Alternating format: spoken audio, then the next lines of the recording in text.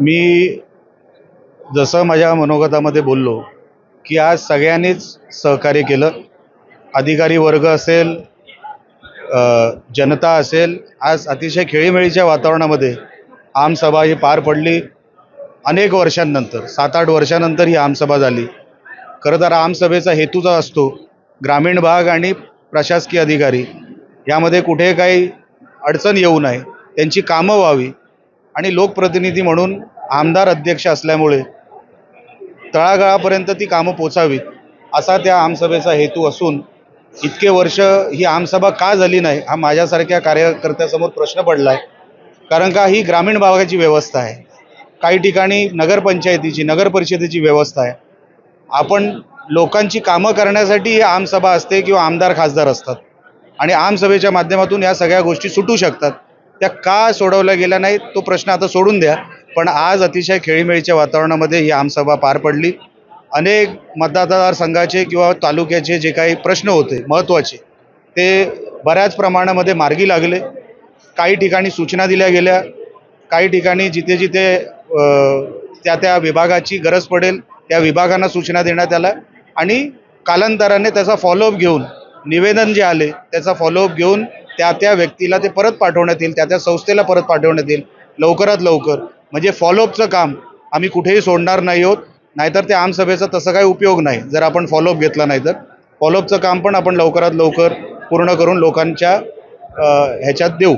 पावसाळा तोंडावर आलेला आहे, शेतकऱ्यांचे अनेक प्रश्न आहेत आणि मालवणला जोडणारा रस्ता काही लोकांनी मांडला.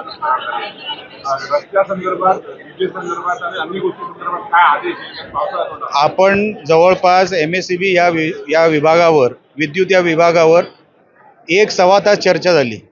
सगळ्या विषयांवर चर्चा झाली. मालवणचा विषय हा उद्या येणार कारण का मालवणची आमसभा ही उद्या आहे. कुडाळमध्ये जे प्रश्न होते, सबस्टेशन दुरुस्ती, रिपेअर मेंटेनन्स, अंडरग्राऊंड केबलिंग आणि काही ठिकाणी जिथे नुकसान काही चेंज झालेत, काही नुकसान जिथे होणार आहे असं वाटतं, साफसफाई, झाडांची वगैरे जी काय आपल्याला पावसाळ्याच्या अगोदर करावी लागते ते सगळ्या सूचना प्रशासनाला दिलेल्या आहेत. तारखा ठरलेल्या आहेत, डेडलाईन ठरलेली आहे. ते त्या डेडलाईननुसार कामं होणार.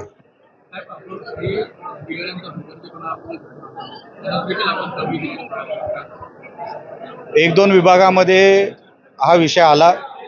एका अधिकाऱ्यांना तर आम्ही ताबडतोब सांगितले तुम्ही निघा येथून कारण का तुमच्याकडे उत्तरच नाही आहे.